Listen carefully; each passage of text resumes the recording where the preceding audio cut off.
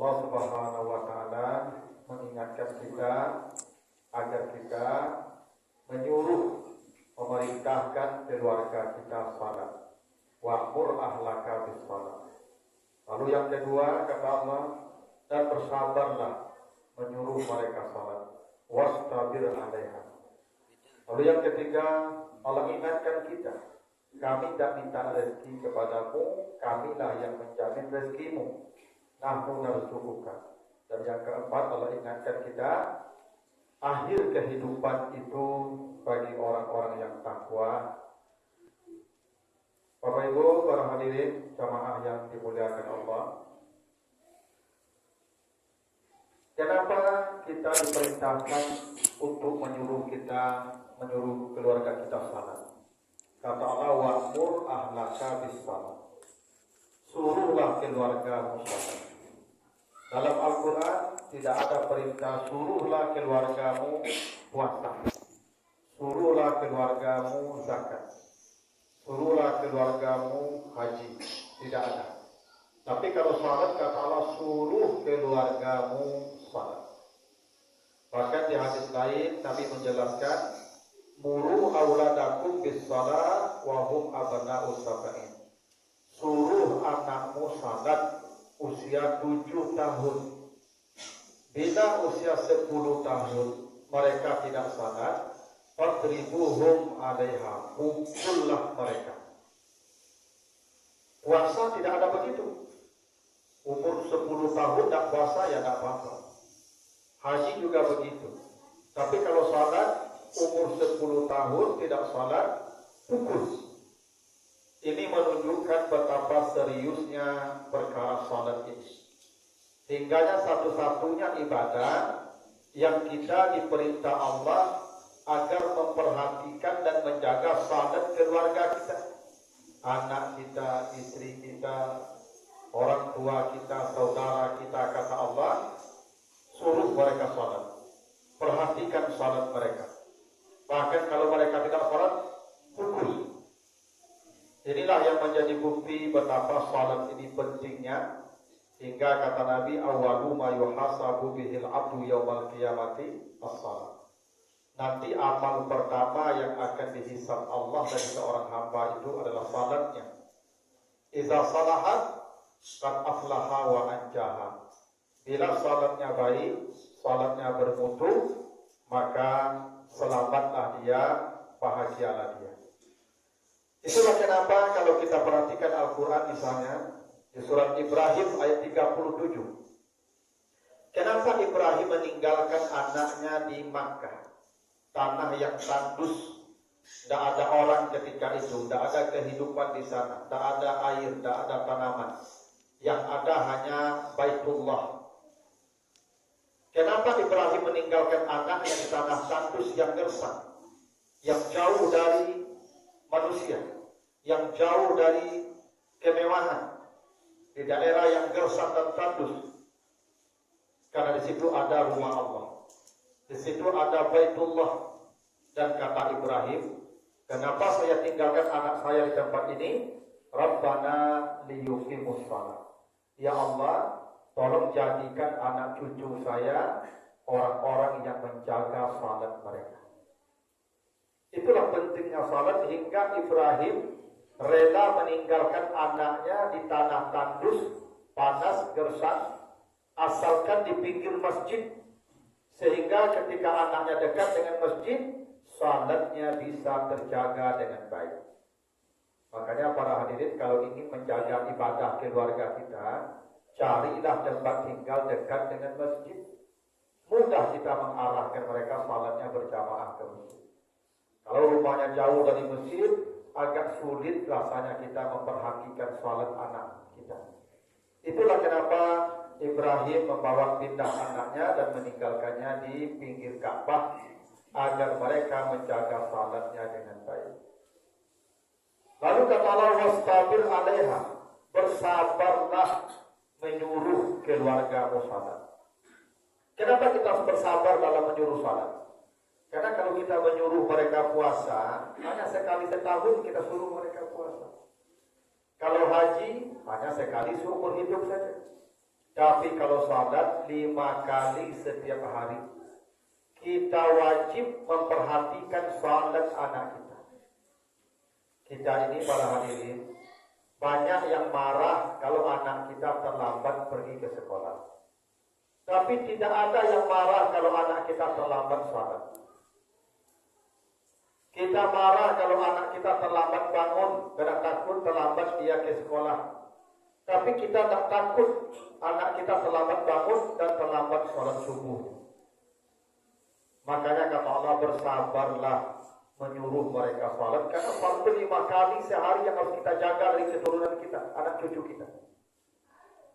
Bahkan sabarnya bukan sabar biasa, wastabir. Sabar itu bahasa Arabnya wasbir. Coba para hadirin kalau baca surah Luqman ayat 17, ketika Allah memerintahkan kita bersabar dengan musibah, maka kata Allah, wasbir ala ma asabak. Bersabarlah kamu terhadap musibah yang datang kepadamu. Ketika Allah menyuruh kita bersabar dengan musibah, maka kalimatnya sederhana. Standar normal wasbir. Tapi ketika kita disuruh bersabar menjaga salat anak kita, maka sabarnya bukan wasbir, wastabir.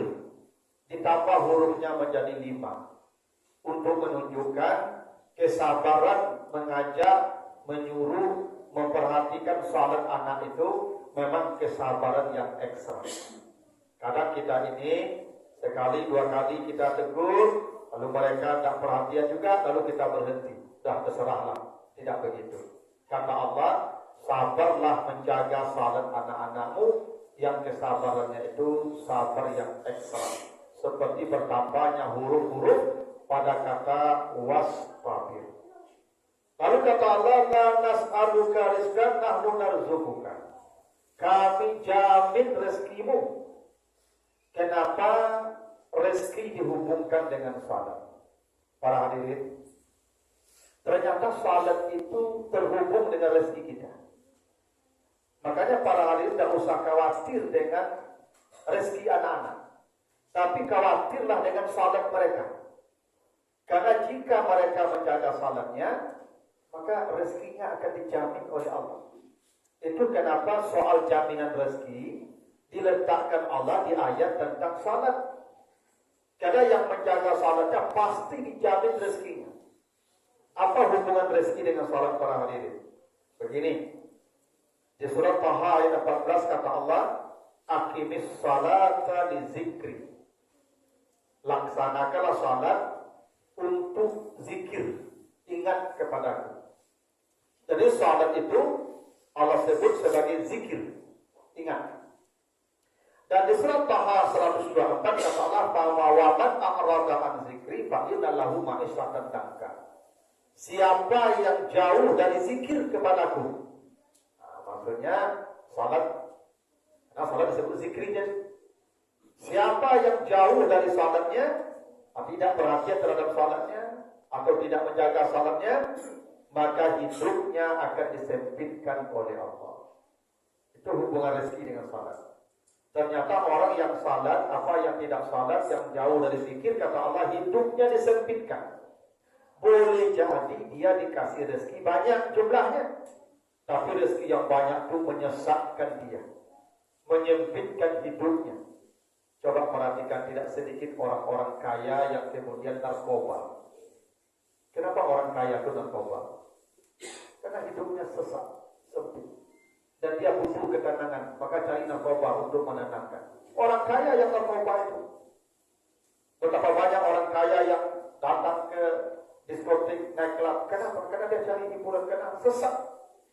Betapa banyak orang kaya yang kemudian matinya bunuh diri, overdosis. Kenapa? Sesak. Karena kata Allah, siapa yang jauh dari salat, hidupnya disempitkan oleh Allah. Fa'inna lahu ma'isyatan danka. Boleh jadi memang rezekinya disempitkan, atau mau memang rezekinya dikasih banyak, tapi disempitkan karena jauh dari salat. Itulah hubungannya antara salat dengan rezeki. Itu kenapa para hadirin. Coba baca nanti cerita Nabi Ibrahim. meninggalkan Ismail di pinggir Ka'bah tadi di surat Ibrahim ayat 37. Apa kata Ibrahim? Rabbana inni askantu min dzurriyyati biwadin ghairi dzizalin, ya Allah, saya tinggalkan anak saya di pinggir rumahmu di tanah tandus gersang. Tidak ada tanaman, tidak ada air, tidak ada kehidupan. Gersang sampai hari ini kota Makkah itu gersang.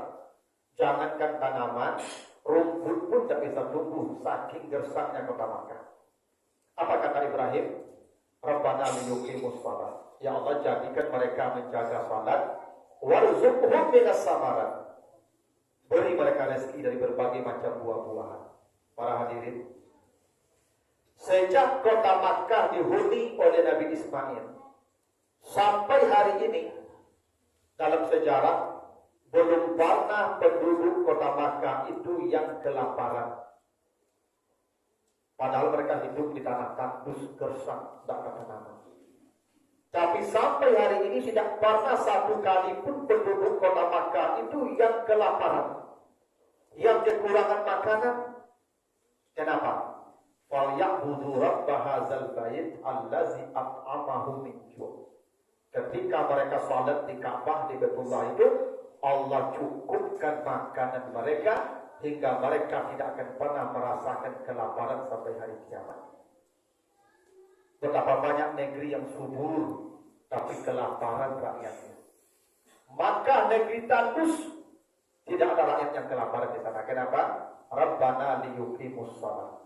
Karena mereka menjaga salat mereka. Itulah bukti kalau kita menjaga salat anak kita, kalau kita memperhatikan salat anak kita, rezeki mereka Allah yang mengirim dengan cara yang tidak masuk akal. Dan itu Ibrahim sudah membuktikannya untuk anak cucunya. Ketika dia pilihkan salat untuk mereka, Allah yang menjamin rezeki mereka. Allazi at'amahum min ju'. Dijamin anak cucu Nabi Ibrahim tidak akan kelaparan. Itu bukti bahwa salat terhubung dengan rezeki kita. Dan kata Allah, wal aqibatu lit taqwa. Akhir kehidupan yang baik itu bagi orang takwa. Semua kita akan berakhir di dunia ini tanpa terkecuali. Tapi kata Allah, akhir kehidupan yang baik itu untuk orang takwa, dan itu diletakkan di dalam ayat salat. Apa maknanya itu? Orang kalau menjaga salat dengan baik, maka pasti hidupnya akan berakhir baik. Kenapa begitu? Perhatikan surat Hud 114. Aqimis salata tarafan nahara wa zulafan minal laili innal hasanat yuzhibnas sayyi'at. Kata Allah, salat yang dikerjakan 5 kali itu dari pagi sampai malam, setiap salat itu menghapus dosa. Kalau orang salat 5 waktu, setiap salat itu menghapus dosa-dosanya. Salat zuhur ini menghapus dosa dari subuh tadi. Salat asar nanti menghapus dosa dari zuhur ini. Salat maghrib menghapus dosa dari asar berikutnya. Begitu setiap hari. Dan bila manusia selalu menjaga salatnya, dipastikan matinya dalam keadaan baik. Kenapa? Karena setiap manusia pasti mati di antara waktu-waktu salat. Setiap manusia pasti mati di antara waktu-waktu salat. Boleh jadi ada di antara kita yang mati setelah zuhur ini, setelah Jumat ini. Maka kalau dia mati, wal aqibatu lit taqwa, pasti matinya dalam ketakwaan. Kenapa? Karena dosanya sudah dihapus semua dengan salat zuhur. Itulah kenapa orang yang menjaga salat pasti berakhir dengan ketakwaan hidup. Apalagi kalau orang berwudu, kalau dia menjaga salat pasti dia berwudu. Apalagi kalau status matinya dalam keadaan suci berwudu. Maka kata Allah, fa yauma idzin la yus'alu an dzalfihi insun wala jan. Ada manusia nanti dibawa ke surga tanpa ditanya amalnya. Tidak ditanya amalnya. Dibawa ke surga oleh para malaikat. Kenapa begitu? Kata para sahabat, kata Nabi, la yuhasabun. Mereka tidak dihisab oleh Allah. Kenapa? Ghurran muhajjalin min asaril wudu. Karena dia 5 kali menjaga wudunya setiap hari. Berkas-berkas wudu itulah yang membuat cahaya tubuhnya terang. Dan dengan cahaya itulah para malaikat mengangkutnya ke surga tanpa ditanya amal. Itulah bukti wal aqibatu lit taqwa.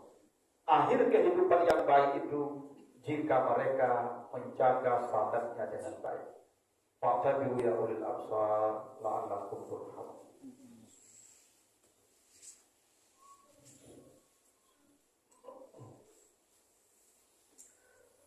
Alhamdulillahilladzi arsala rasulahu bil huda wa dinil haq liyudhhirahu 'ala dini kullihi walau karihal musyrikun. Asyhadu an la ilaha illallah wahdahu la syarika lah wa asyhadu anna Muhammadan abduhu wa rasuluhu la nabiyya ba'dahu. Allahumma shalli wa sallim ala sayyidina maulana Muhammad wa ala alihi wa ashabihi ajma'in. Amma ba'du. Fa ya ibadallah usikum wa iyaya bi taqwallah faqad fazal muttaqun. Qala Allah ta'ala fil Qur'anil Karim, a'udzu billahi minasyaitonir rajim. Bismillahirrahmanirrahim. Wal 'asri innal insana lafi khusrin illa alladziina aamanu wa 'amilus shalihaat wa tawassaw bil haqqi wa tawassaw bis sabr. Innallaha wa malaikatahu yusholluna 'alan nabi ya ayyuhalladzina amanu shallu 'alaihi wa sallimu taslima. Allahumma shalli 'ala Muhammad wa 'ala ali Muhammad kama shallaita 'ala Ibrahim wa 'ala ali Ibrahim wa barik 'ala Muhammad wa 'ala ali Muhammad kama barakta 'ala Ibrahim wa 'ala ali Ibrahim fil 'alamin innaka Hamidum Majid. Allahumma ighfir lil mu'minina wal mu'minat wal muslimina wal muslimat al ahya wal amwat. Rabbana zalamna anfusana wa illam taghfir lana wa tarhamna lanakunanna minal khasirin.